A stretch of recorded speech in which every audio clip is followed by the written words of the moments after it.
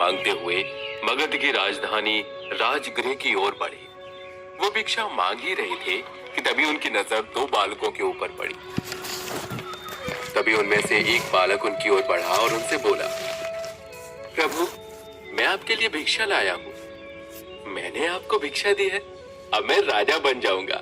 मेरा राज्य संपूर्ण भारत में होगा और उसके बाद मैं आपकी शरण में जरूर आऊंगा बुद्ध। इतना कहते ही वो बालक प्रणाम करके वहां से चला गया। प्रभु, इस बालक ने आपको भिक्षा में ऐसा क्या दे दिया जो आप इतना मुस्कुरा रहे हैं? हाँ, सही कहा तुमने। मेरी मुस्कुराहट के पीछे कोई ना कोई कारण तो जरूर होगा। क्या तुमने देखा उसने मुझे क्या दिया? आनंद, ये बालक का बड़प्पन था। उसने मुझे वो दिया जो इस समय उसके पास था। वो बहुत देर से मिट्टी से खिलौने बना रहा था और उसके लिए बहुत मेहनत भी कर रहा था। उसने वही मिट्टी का टुकड़ा मुझे देने में एक बार भी संकोच नहीं किया और मेरे पात्र में डाल दिया। इसका मतलब उसने अपना बहुत महत्वपूर्ण हिस्सा मुझे दे दिया है। हाँ प्रभु, ये माटी का टुकड़ा मेरे काम का है या नहीं, इस बात से फर्क नहीं पड़ता।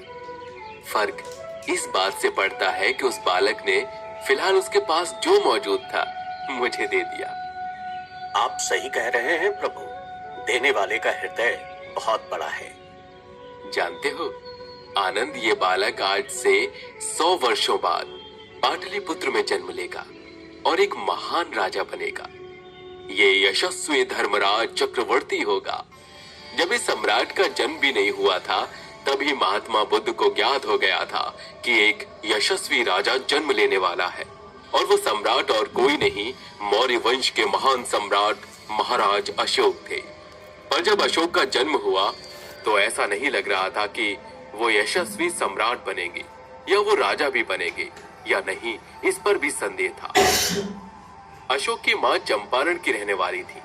अशोक की मां का नाम सुभद्रांगी था।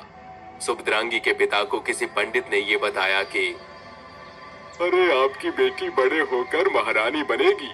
ये क्या कह रहे हैं ब्राह्मण जी आप? हाँ, मैं बिल्कुल सत्य कह रहा हूँ। बुद्ध जैसे मनुष्य की पुत्री महारानी बनेगी? महारानी? देख रही हो पुत्री, तू मेरी लाडली बेटी है, खुश रहे हमेशा। उसके 2 बेटों में से एक चक्रवर्ती सम्राट होगा। धन्य हो प्रभु, आज तो मैं बहुत खुश हूँ। समय बीतता गया और वर्षों पश्चात सुभद्रांगी के पिता उन्हें पाटलिपुत्र ले आए और उन्हें मगध के राजा बिंदुसार को सौंप दिया। राजा ने सुभद्रांगी को अपनी प्रमुख रानी बना दिया। कुछ दिनों में सुभद्रांगी ने एक बेटे को जन्म दिया। इस बालक को उन्होंने अशोक नाम दिया। अशोक का जन्म 304 ईसा पूर्व में पाटलिपुत्र में हुआ था, लेकिन अशोक को देखकर बिंदुसार को बिल्कुल भी खुशी नहीं हुई। उन्होंने अशोक को छूने तक से मना कर दिया था। उन्होंने अपनी पत्नी सुभद्रांगी से चिढ़कर पूछा, रानी, ये हमारा ही पुत्र है ना? बिंदुसार ने अपनी सबसे प्रिय रानी से ऐसा सवाल क्यों पूछा था? ऐसा क्या था जो बिंदुसार को परेशान कर रहा था? जिस राजा के घर पुत्र जन्म ले वो अपने ही कुल के दीपक को देखकर भी खुश क्यों नहीं था? जाने सम्राट अशोक के जन्म पर पिता की नफरत झेलने से लेकर प्रजा के प्रिय बनने तक का सफर। इसकी त्वचा ऐसी क्यों है? ये इतना कुरूप क्यों है? ये क्या कह रहे हैं आप महाराज? ये पुत्र है हमारा। हमारा ही पुत्र है ना? इतना कुरूप? ऐसा रूप तो भगवान किसी को ना दे।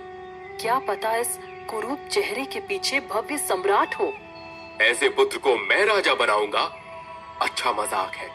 ये तो हमारे राजघराने का भी नहीं लगता है। पता नहीं ऐसा क्यों था। एक राजा के पुत्र होने के बाद भी अशोक को इस तरह उसके पिता ने ठुकरा दिया, क्योंकि सिर्फ उसकी शक्ल देखने में उन्हें अच्छी नहीं लगी थी, या उन्हें लगा कि ये राज परिवार का नहीं लगता। लेकिन क्या अशोक ने कभी इस बात को अहमियत दी? अशोक के पिता बिंदुसार की अलग अलग रानियों से 101 पुत्र थे। अगला मगध का सम्राट इन्हीं में से एक होना था। यानी अशोक के सम्राट बनने की राह आसान नहीं थी।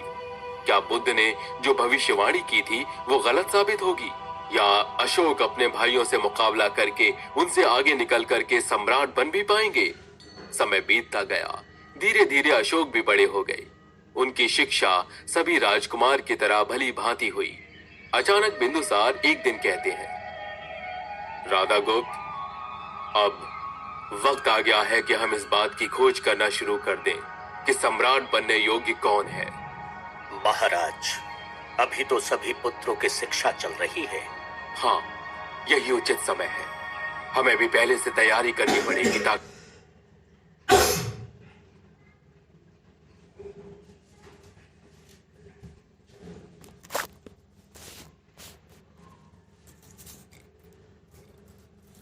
हम उनकी योग्यता के अनुसार उन्हें जिम्मेदारियां सौंप पाएं। आप सही कह रहे हैं महाराज।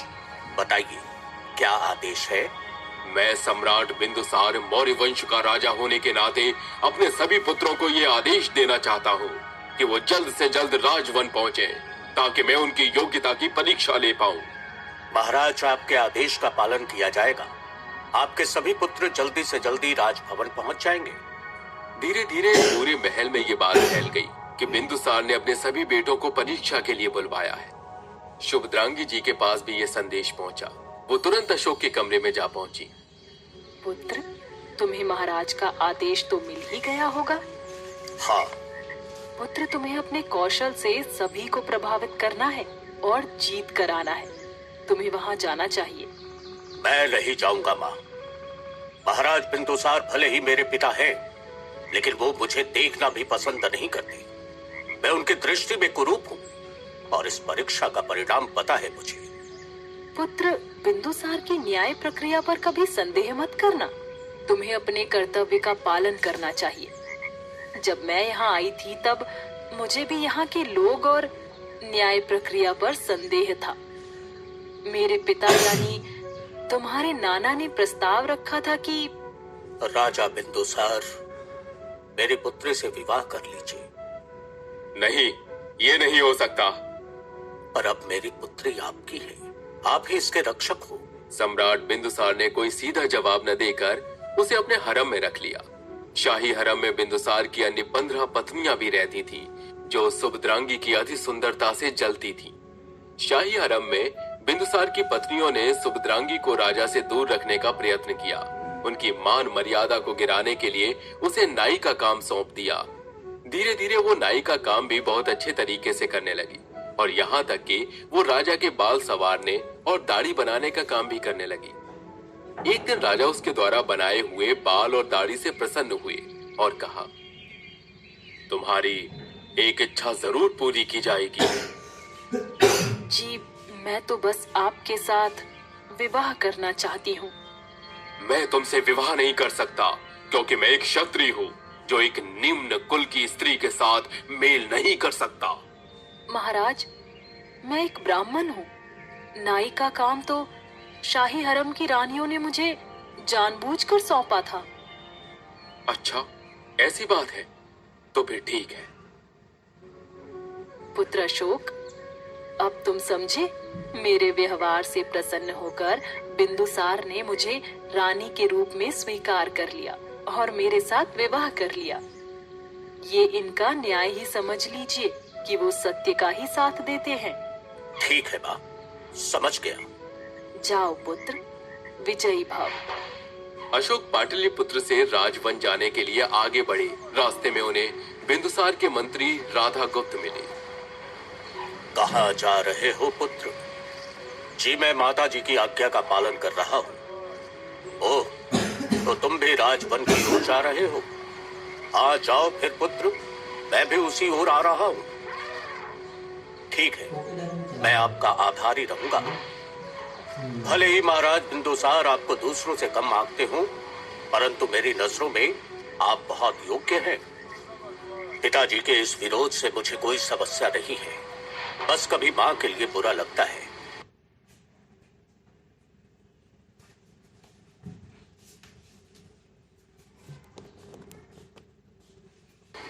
कोई बात नहीं पुत्र, दिल छोटा न करो। तुम राजकुमार हो और राजकुमार ऐसे नहीं रहते। सही कहा आपने। मुझे मेरी माँ का स्वप्न पूरा करना है। मुझे भावी सम्राट बनना है। एक समय आएगा जब दुनिया में एक ही नाम गूंजेगा, सम्राट अशोक। ये हुई ना बात हमारे सम्राट। दोनों राजवन पहुंच गए। उधर राजा समेत उनके सभी पुत्र भी राजवन पहुंच गए। एक एक करके सभी में प्रतियोगिता होती रही। ज्यादातर परीक्षा में अशोक ही सबसे अच्छा प्रदर्शन कर रहा था। महाराज बिंदुसार भी ये सब देख रहे थे। उन्हें ये डर था कि कहीं अशोक को राजा न बनाना पड़ जाए। गुरुदेव, आपने मेरे पुत्रों को देखा, आप भविष्य भी देख सकते हैं। मुझे बताइए कि मेरे बाद मेरी राजगद्दी संभालने के योग्य कौन है? आजीवक संप्रदाय के साधु पिंगल वत्स ये प्रश्न सुनकर चुप हो गए। उन्हें पता था कि राजा बिंदुसार को अशोक प्रिय नहीं है और असल में राजा तो अशोक ही बनेगा। उन्हें लगा कि अगर राजा को ये पसंद ना आया तो मेरी जान भी जा सकती है। मैं आपको संपूर्ण तो नहीं बता सकता, लेकिन हाँ कुछ चीजें बता सकता हूँ। जी, जितना आपको उचित लगे उतना बताइए। जिसकी सवारी सबसे उच्च होगी वही राजा बनेगा। जिसका आसन सबसे श्रेष्ठ होगा वही राजा बनेगा।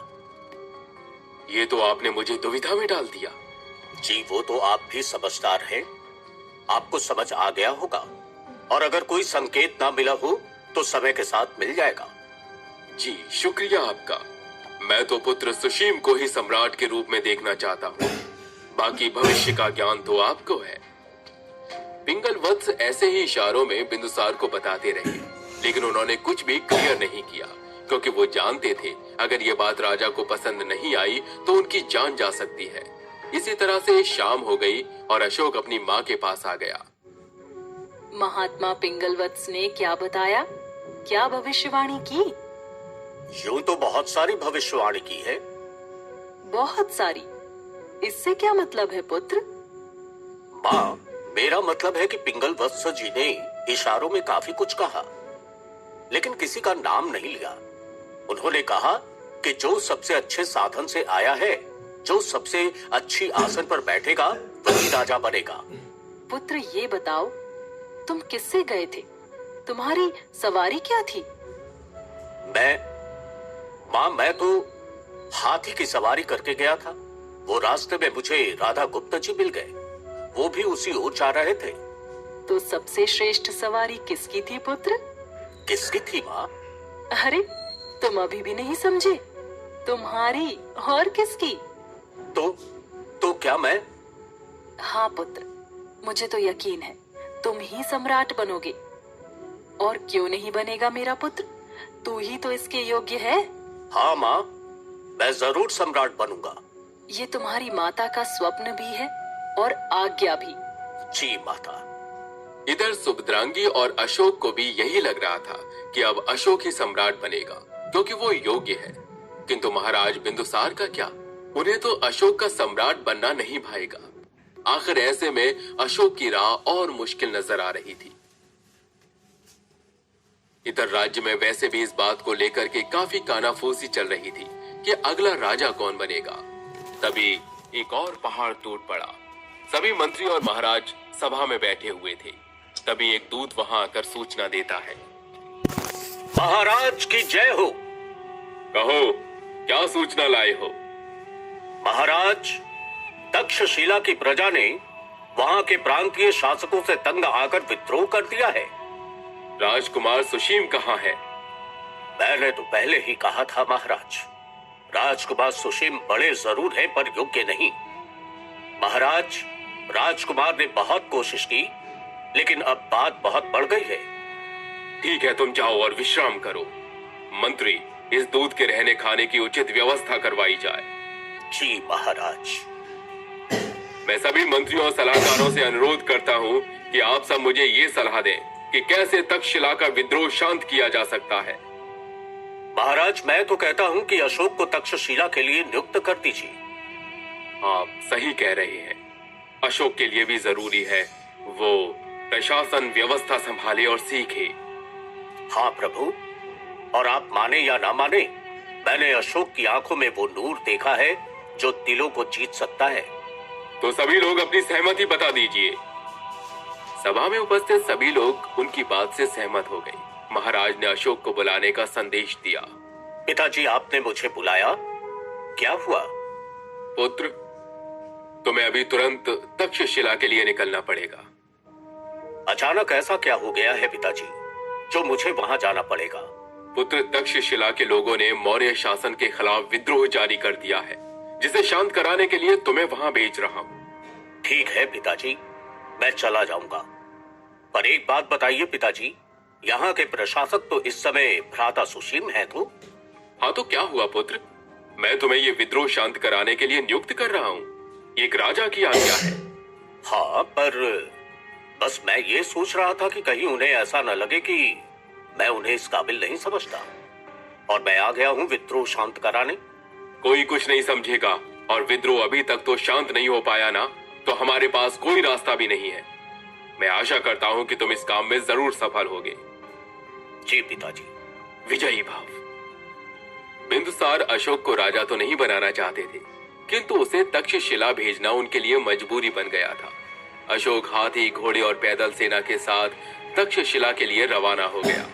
राजकुमार, हमारे पास हाथी, सैनिक और घोड़े भी हैं, और आपका नेतृत्व भी हमारे साथ है, परंतु परंतु परंतु क्या? युद्ध को जीतने के लिए सैनिकों को कोई अस्त्र शस्त्र नहीं दिए गए हैं। हम युद्ध कैसे करेंगे? यानी कोई और नहीं, अशोक के पिता बिंदुसार ही उसके साथ छल कर रहे थे। अस्त्र शस्त्र के बिना प्रश्न सही है, लेकिन अगर अशोक में बल है तो ये धरती फटेगी। हमें पाताल से भी अस्त्र शस्त्र मिलेंगे। अशोक अवदान में कहा जाता है कि सच में धरती फटी और अशोक को अस्त्र शस्त्र मिले। लेकिन जब अशोक तक्षशिला पहुंचे तो वहां का नजारा कुछ और ही था। जब राजकुमार अशोक तक्षशिला पहुंचे तो शहर के लोगों ने उनके मार्ग में फूल बिछा दिए। ये भी कहा जाता है कि अशोक ने अपनी सूझबूझ से वहां के लोगों को समझाया, और कुछ समय बीत जाने के बाद तक्षशिला से सूचना आती है। महाराज, एक शुभ समाचार है। कहो, क्या समाचार है? महाराज, राजकुमार अशोक विद्रोह को दबाने में सफल रहे।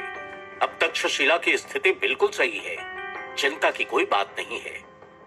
ये तो वाकई खुशी की बात है। देखा महाराज, अशोक को वहां भेजना हमारा सही फैसला था। राधा गुप्त, मैं सोच रहा था कि अशोक को वहां का शासक नियुक्त कर दूं, ताकि वहां शांति बनी रहे। हाँ, सही ही है महाराज। मंत्री, ये सूचना अशोक समेत पूरे राज्य में फैला दी जाए। जी महाराज। माफ करना महाराज, आपको बीच में टोकने की गलती कर रहा हूँ। महाराज, आपके 100 और पुत्र हैं और आप अशोक को यह जिम्मेदारी सौंप रहे हैं। कहीं ऐसा न हो कि इस बात को लेकर के सभी भाइयों में आपस में लड़ाई हो जाए, और ये हमारे साम्राज्य के लिए बहुत अच्छा भी नहीं है। आपका सवाल तो महाराज से है मंत्री जी, लेकिन मैं बता दूं, अशोक की उम्र भले ही कम है, लेकिन उसका युद्ध कौशल और तर्क बुद्धि उसकी उम्र के हिसाब से बहुत ज्यादा है। किसी भी राजकुमार को प्रशासनिक व्यवस्था सीखने के लिए कहीं ना कहीं तो शासन करना ही पड़ेगा। तो मैं बस ये चाहता हूँ कि उसके ऊपर तक्षशिला की जिम्मेदारी रहे, तो वो कुछ सीखे। इस बात से पूरे महल में तहलका मच गया। अशोक के बड़े भाई, जो अशोक को बिल्कुल पसंद भी नहीं करते थे, वो ये कैसे बर्दाश्त कर सकते थे। इधर महाराज की सभी रानियां अपने अपने पुत्रों को महाराज बनता देखना चाहती थी। अशोक छोटे थे, उनके राजा बनने के मौके कम ही थे, लेकिन जिस तरह से वो लगातार लोगों का दिल जीतते जा रहे थे, लोगों में उनको राजा बनाने की एक चाहत नजर आने लगी। मगध के पाटलिपुत्र में लोगों के बीच अशोक की लोकप्रियता बढ़ती जा रही थी। तक्षशिला विरोध शांत होने के बाद उज्जैनी से एक दूत ने आकर संदेश दिया। महाराज की जय हो। कहो, क्या संदेश लाए हो? महाराज, उज्जैनी में प्रजा ने विद्रोह कर दिया है। ये क्या हो रहा है हमारे राज्य में? एक विरोध शांत हुआ तो दूसरा शुरू। लगता है फिर से अशोक को बुलाना पड़ेगा महाराज। हाँ मंत्री, अशोक को तक्षशिला से वापस आने का संदेश भिजवा दो और उसे जल्द से जल्द पाटलिपुत्र आने को कहो। जैसी आज्ञा महाराज। महाराज की आज्ञा के अनुसार अशोक को तक्षशिला से वापस पाटलिपुत्र बुलाया गया। पिताजी को प्रणाम। खुश रहो पुत्र। क्या हुआ पिताजी, आप इतना परेशान क्यों हैं? और आपने मुझे अचानक यहाँ ऐसे बुलवाया? हाँ पुत्र, बात ही कुछ ऐसी है, तुम्हें जल्द ही बुलवाना पड़ा। उज्जैनी में प्रजा ने विद्रोह कर दिया है पुत्र। क्या? एक बार फिर? हाँ, तभी तो पुत्र ये चिंता का विषय है। मौर्य वंश के लिए ये अच्छा नहीं है। इस तरह से तो हमें साम्राज्य विस्तार में समस्या आएगी। तुम तुरंत ही उज्जैनी के लिए रवाना हो जाओ। आपकी आज्ञा का पालन अवश्य होगा पिताजी, किंतु अब तक्षशिला का क्या? पुत्र, वहां का माहौल अभी सही है। बाकी मैं राजकुमार सुशीम को वहां फिर से नियुक्त कर दूंगा। जी पिताजी, मैं आज ही उज्जैनी के लिए निकल जाऊंगा। अपने पिता की आज्ञा के अनुसार अशोक उज्जैनी की ओर निकल गए। साथ में कई सारे घुड़सवार, सेना और हाथी लेकर उज्जैनी की ओर बढ़ तो रहे थे, लेकिन उनके मन में बहुत विचार चल रहे थे। वैसे भी मेरे बहुत सारे भाई मुझसे क्रोधित हैं कि पिताजी मुझ पर धीरे धीरे इतना भरोसा करने लगे हैं। पहले तक्षशिला और अब उज्जैनी, पता नहीं अब क्या होगा। अशोक के दिमाग में बहुत सारे विचार चल रहे थे और वो तेजी से अपने घोड़े पर बैठकर मानो आकाश से बातें करता चला जा रहा हो। अशोक उज्जैन की ओर बढ़ रहा था, पर क्या वो तक्षशिला की तरह उज्जैन में विद्रोह शांत करने में सफल हो पाएगा? क्या यहां से उसके जीवन में कोई और मोड़ आएगा? जब सम्राट अशोक की आयु महज 18 वर्ष थी, तब उन्हें उनके पिता राजा बिंदुसार ने उज्जैन का प्रतिनिधि नियुक्त किया और वहां की शासन व्यवस्था देखने के लिए भेजा। उज्जैन और पाटलिपुत्र के बीच में विदिशा शहर पड़ता है। जब सम्राट अशोक विदिशा से गुजर रहे थे, तब उनकी नजर एक बहुत ही सुंदर और सुशील कन्या पर पड़ी। सेनापति, ये जगह कितनी प्यारी है। मुझे यहाँ काफी सुकून महसूस हो रहा है। क्यों ना हम थोड़ी देर यहाँ पर रुककर आराम कर लेते हैं? राजकुमार, वैसे इस जगह का नाम क्या है? महाराज, इस जगह का नाम विदिशा है। कुछ हलचल महसूस हुई? हाँ, सामने से कुछ लोग इसी ओर आ रहे हैं। सतर्क रहिए महाराज। अशोक ने अपनी तलवार बाहर निकाल ली। उसे लगा कि कोई शत्रु आ रहा है। सामने से कोई और नहीं, कुछ लड़कियां चली आ रही थी, जिनमें से एक लड़की को देख करके अशोक मानो सब कुछ भुला बैठे थे। मौर्य साम्राज्य के चक्रवर्ती सम्राट अशोक ने युद्ध मैदान में बड़े बड़े प्रतापी राजाओं को धूल चटाई, लेकिन विदिशा की एक सुंदर बाला पर दिल हार गए। अशोक और वो कन्या दोनों ही एक दूसरे को देखते चले जा रहे थे। देवी, चलो जल्दी चलो। हाँ। यहाँ देवी और अशोक एक दूसरे की आंखों में खो चुके थे। ओरी सखी, देख रही हो अपनी देवी को कैसे उस राजकुमार को घूरे जा रही थी? हाँ, पहली नजर का प्यार कह लो। चुप रहो तुम सब। ये पता तो चले कौन है ये लड़का, और ऐसे किसी को राजकुमार मत कहो। अरे, लग रहा था कितना अच्छा कद और कितना ठोस शरीर।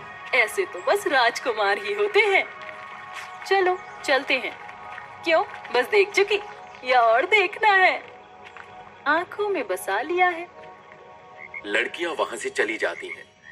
सेनापति, पता करो ये लड़की कौन है, इसके पिता कौन है?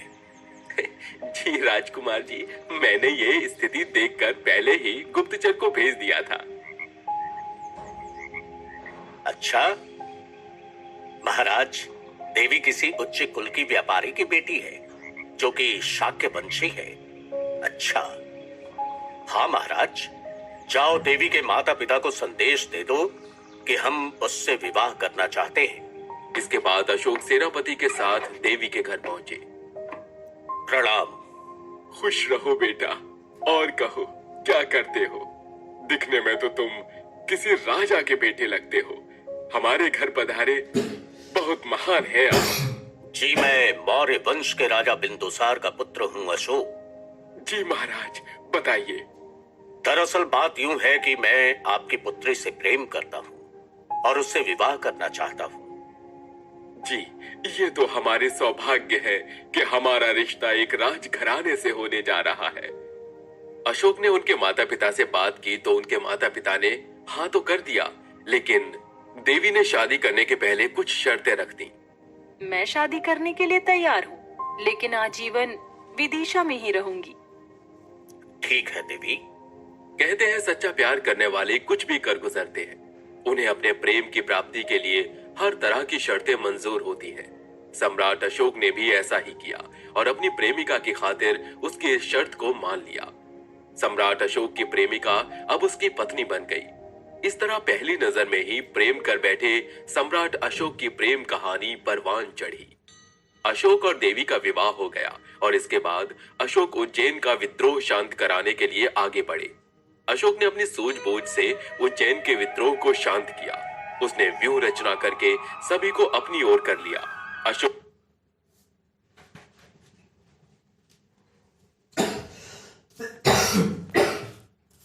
ने वहां की शासन की डोर संभाल ली। सेनापति, अपने दूत को भेजकर पाटलिपुत्र में यह सूचना पहुंचा दो कि हमें यहाँ पर सफलता मिल गई है और अब चिंता का कोई विषय नहीं बचा है।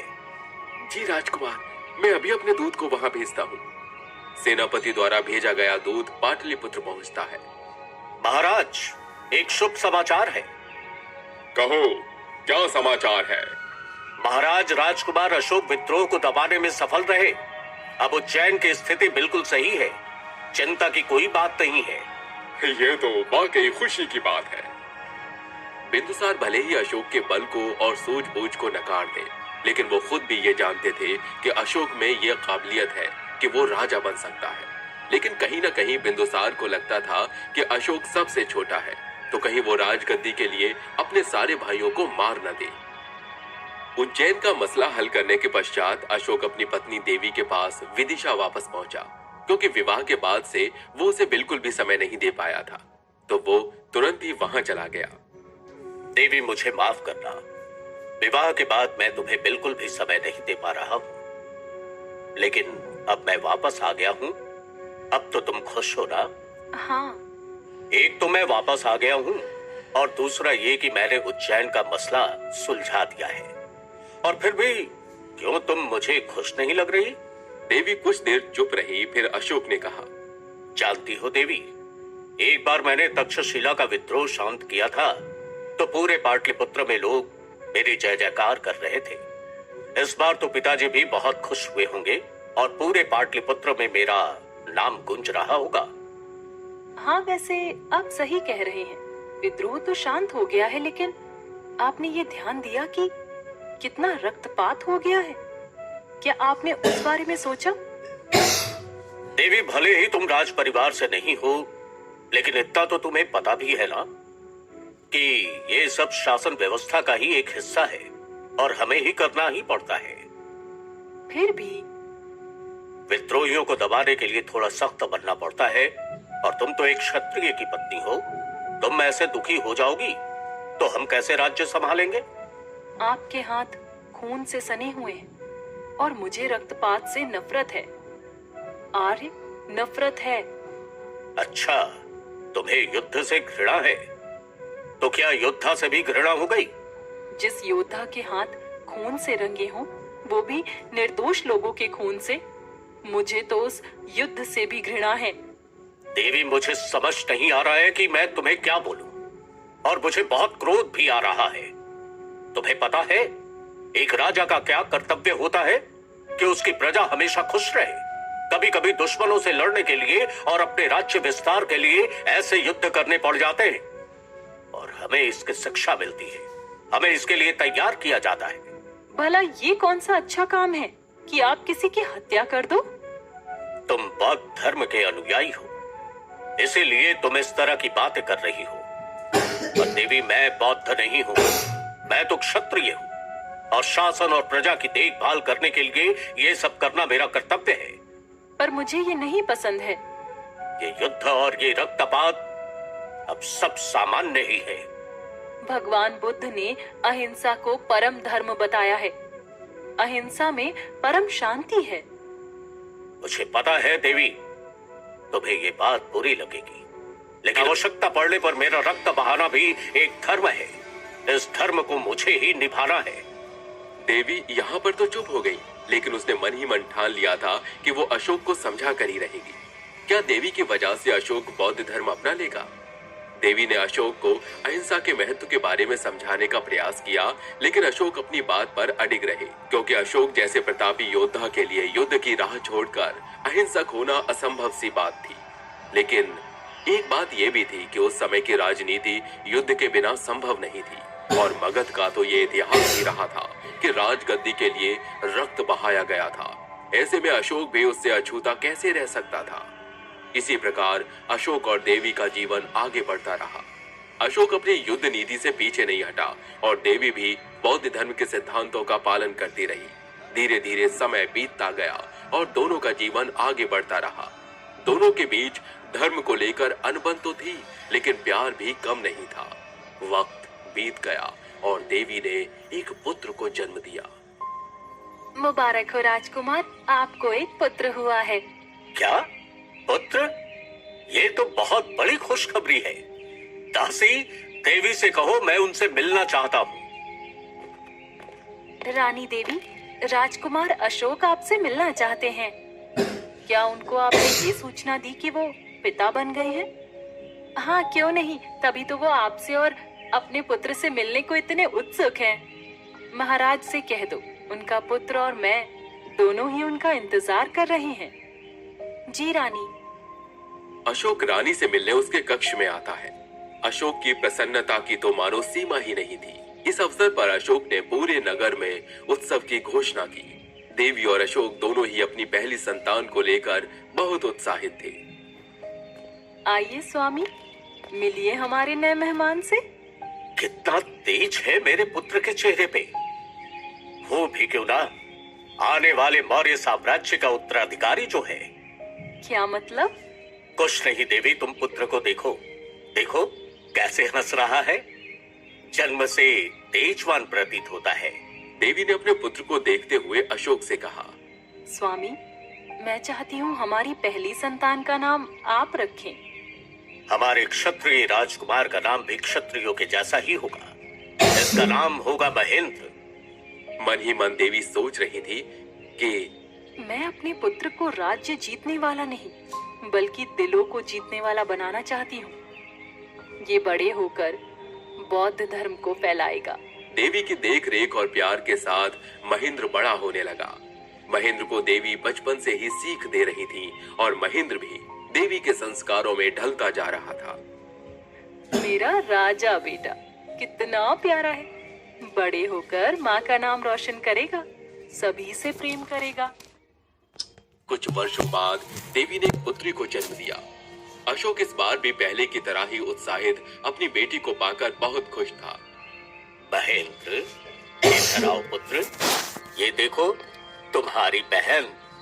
अशोक अपनी पुत्री का कोई नाम रखता उससे पहले ही देवी ने पुत्री का नाम रखने की इच्छा जताई। महाराज, मैं अपनी पुत्री का नाम रखना चाहती हूँ। हाँ, क्यों नहीं। हमारी पुत्री का नाम संघमित्रा होगा। ये कैसा नाम है देवी? एक क्षत्रिय कन्या का बौद्ध नाम? मैं उसकी माँ जो बौद्ध धर्म की खुद ही अनुयायी है, मेरी पुत्री का नाम बौद्ध क्यों नहीं हो सकता? तुम सही कहती हो विदिशा। सिर्फ अपने धर्म का ही नहीं बल्कि दूसरे धर्म का सम्मान करना भी बहुत आवश्यक है। हमारी पुत्री का नाम संघमित्रा ही होगा। महेंद्र और संघमित्रा समय के साथ बड़े हो रहे थे और उनकी माँ दोनों को ही अहिंसा की शिक्षा दे रही थी। एपिसोड 5, पाटलिपुत्र पर कब्जा। ऐसा कहा जाता है जिस प्रकार चाणक्य ने चंद्रगुप्त को राजा बनाने में बहुत मदद की, उसी प्रकार अशोक को राजा बनाने में राधा गुप्त की बहुत ज्यादा भूमिका रही है। राधा गुप्त ने बिंदुसार के आदेश का पालन तो किया, लेकिन पूरी तरह से नहीं। सेनापति दूत को उज्जैन भेजा जाए और अशोक को तुरंत यहाँ बुलाया जाए। पर महाराज ने तो कहा है कि हमें राजकुमार सुशीम को जल्द से जल्द बुलाना है। हम उनकी आज्ञा मानने से इनकार नहीं कर रहे हैं। हम उनकी आज्ञा जरूर मानेंगे, पर क्या आपके दिमाग में कोई षड्यंत्र तो नहीं चल रहा है? पता है सेनापति, कभी कभी ऐसे काम करने पड़ते हैं जिससे सभी की भलाई हो। जब किसी की जान पर बात आती है तो कुछ बातें छुपानी और एक दो झूठ बोलने पड़ते हैं, और मुझे नहीं लगता कि इसमें कुछ गलत है। हाँ, मैं आपकी बात समझ गया हूँ राधा गुप्ता। वैसे भी सुशीम का व्यवहार लोगों के प्रति ठीक नहीं है, और अगर हम खुद से ही उसको राजा बनने का मौका देंगे तो हमसे बड़ा बेवकूफ तो कोई होगा ही नहीं। राधा गुप्त ने बिंदुसार का संदेश राजकुमार सुशीम को भेजने में जानबूझकर देरी की और अशोक को पाटलिपुत्र आने को कहा। राजकुमार अशोक की जय हो। राजकुमार, राधा गुप्त ने आपको जल्द से जल्द पाटलिपुत्र बुलाया है। ऐसा क्या हो गया अचानक? ये तो उन्होंने नहीं बताया है, पर आपको जल्द से आने को कहा है और साथ ही साथ अपना ख्याल रखने को भी कहा है। आसपास आपको कोई खतरा भी हो सकता है। ठीक है, तुम जा सकते हो। इधर एक तरफ अशोक को समझ नहीं आ रहा था कि आखिर राधा गुप्ता जी ने मुझे इतनी जल्दी क्यों बुलवाया, और एक तरफ अपनी पत्नी देवी की चिंता थी, क्योंकि अब उसने उससे विवाह कर लिया था, तो उसकी भी जिम्मेदारी अशोक के सिर पर थी। देवी, मैं तो पाटलिपुत्र चला जाऊंगा, तो तुम अकेले क्या करोगी? मैं सोच रहा हूँ तुम्हें तुम्हारे पिताजी के घर छोड़ दूं। वैसे सही बताऊं, मेरा मन तो नहीं है कि मैं आपके बिना रहूं, लेकिन जैसा कि मैंने पहले ही कहा था कि मुझे पाटलिपुत्र बिल्कुल नहीं पसंद है। मेरी शर्त भी यही थी कि मैं कभी वहां नहीं जाऊंगी, हमेशा विदिशा में ही रहूंगी। वैसे भी हम कुछ कर नहीं सकते हैं, और अब हमारे पास यही मार्ग बचा है कि तुम बच्चों को लेकर अपने पिताजी के पास चली जाओ। अरे, मैंने आपसे बस एक चीज मांगी थी कि आप अहिंसा के मार्ग पर चलो, पर आपने मेरी एक ना सुनी। आज आपके पाटलिपुत्र से संदेश आया तो आप फिर से चल दिए। देवी, मैं एक क्षत्रिय हूँ और ये मेरा कर्तव्य है। क्षत्रिय कभी भी अपने राज्य के प्रति कर्तव्य से पीछे नहीं हट सकता, और मैं तो महाराज बिंदुसार का पुत्र हूँ। मेरे आगे तो अभी बहुत जिम्मेदारियां हैं जो कि मुझे पूरी करनी है। ठीक है, अगर आपकी इच्छा ही है तो आप जाइए, मैं आपको मना नहीं करूंगी, लेकिन फिर भी मैं आपसे जाते जाते भी यही निवेदन करूंगी कि समय रहते ही अपने आप को बदल लीजिए, वरना एक दिन आप खुद सोचेंगे कि मैं ऐसा क्यों हो गया हूँ, और तब आपको मेरी कई बातें याद आएंगी। आप महेंद्र को अहिंसा का पाठ ना पढ़ाना। देवी चुप रही। तुम्हारी कोई और इच्छा हो तो वो भी बता दो। तुम्हें वचन देता हूँ कि तुम्हारी इच्छा जरूर पूरी करूंगा। अरे, मैं बस यही चाहती हूँ कि आप ये मार्ग छोड़ दीजिए, बौद्ध धर्म को अपना लीजिए, अहिंसा को अपना लीजिए। देवी, मैं वचन के आगे मजबूर हो गया हूँ, लेकिन तुमने अच्छा नहीं किया। पर फिर भी अब मैंने वचन दे दिया है तो मैं प्रयास करूंगा कि कभी मैं तुम्हारे ये वचन निभा सकूं। ठीक है। और ऐसा भी हो सकता है कि क्षत्रिय धर्म का पालन करते करते कभी मुझसे वचन टूट भी जाए। अशोक और देवी में वैसे भी हिंसा और अहिंसा को लेकर अक्सर बहस होती रहती थी, किंतु उन दोनों के बीच में बहुत प्यार था। राधा गुप्त की आज्ञा मिलने के बाद अशोक पाटलिपुत्र के लिए रवाना हो जाते हैं। अशोक पाटलिपुत्र पहुंच जाता है। आओ आओ मेरे भावी सम्राट, कैसे हो तुम? क्या हुआ राधा गुप्त जी, आपने मुझे अचानक उज्जैन से यहाँ बुला लिया? बात ही कुछ ऐसी है पुत्र, तुम्हारे पिताजी महाराज बिंदुसार बहुत बीमार हैं। ये क्या कह रहे हैं आप? क्या हुआ है पिताजी को? पुत्र, उनकी तबीयत कई दिनों से खराब है और लगातार वैद्य उनकी जांच कर रहे हैं। वैसे भी उनकी उम्र बहुत हो गई है, अब वक्त आ गया है कि उनका उत्तराधिकारी चुनने का। तो इसलिए आपने मुझे यहां बुलाया है राधा गुप्ता जी। महाराज बिंदुसार तो सुशीम को ही राजा घोषित करना चाहते हैं, किंतु हम सब सुशीम के व्यवहार से भली भांति परिचित हैं। अच्छा, तो अब पिताजी अपने पहले पुत्र का साथ दे रहे हैं। जहां पर विद्रोह होता है वहां तो मुझे भेज देते हैं। अब उनका विश्वास मेरे ऊपर ज्यादा हो जाता है। तो जब राज्य संभालने की बात आई तब उन्हें ऐसा नहीं लगा कि मैं भी इस लायक हूं। तुम परेशान मत हो पुत्र, हमें पहले ही पता है कि कौन इस लायक है और कौन नहीं है, इसलिए हमने तुम्हें पहले यहां बुलाया है। मैं तुम्हारे पूरे शरीर में हल्दी लगा दूंगा और मैं ये घोषित कर दूंगा कि तुम अभी बीमार हो, ताकि बिंदुसार तुम्हें तत्कालीन राजा के रूप में नियुक्त कर दे, और उसके बाद तो तुम ही राजा बनोगे। अशोक के पूरे शरीर को हल्दी लगाकर पीला कर दिया गया था, जिससे कि वो बीमार लगे, और अशोक की बीमारी की खबर फैला दी गई।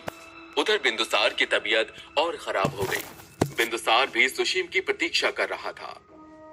क्या सुशीम आ गया? नहीं महाराज। क्यों?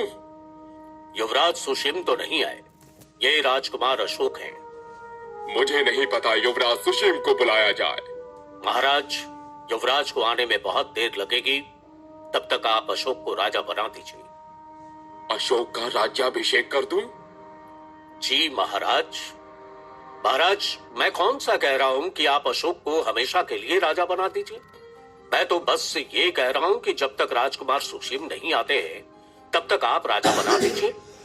उसके बाद राजकुमार सुशीम का राज्य अभिषेक कर दिया जाएगा। भरोसा रखिए। फालतू बात मत करो राधा गुप्त। जाओ, जाकर देखो सुशीम कहां तक पहुंचा। उन्हें संदेश पहुंचा दिया गया था। लगता है तक्षशिला में कोई समस्या है, तभी उन्हें आने में बहुत देर लग रही है। मैं तुम्हें अच्छी तरह समझता हूँ राधा गुप्त। तुम तो वैसे भी बचपन से अशोक को ही पसंद करते हो ना। और कहीं तुमने इस लालच में कि अशोक को राजा बनाया जाए, सुशीम को कोई नुकसान तो नहीं पहुंचाया? महाराज, कैसी बातें कर रहे हैं। मैं मानता हूं कि अशोक ज्यादा काबिल है, इसलिए बचपन से ही मैं उसे बहुत पसंद करता हूं। लेकिन इसका ये मतलब बिल्कुल नहीं है कि मैं राजकुमार सुशीम को कोई हानि पहुंचाऊंगा। अशोक को बीमार दिखाने का नाटक भी तुमने ही रचा है ना।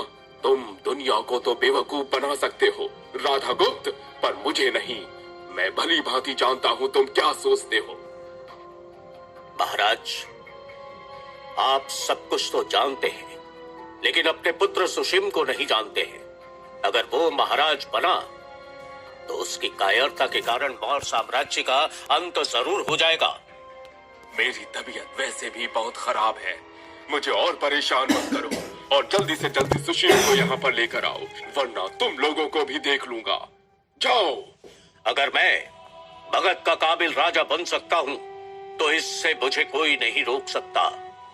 तुम लाख काबिल हो, पर तुम कुरूप हो। मैंने तुम्हें कभी भी अपने दिमाग में भी राजा बनने का ख्याल नहीं आने दिया। मैं तुम्हें राजा बनता नहीं देख सकता। राजा तो केवल मेरा बेटा सुशीम ही बनेगा। अगर आप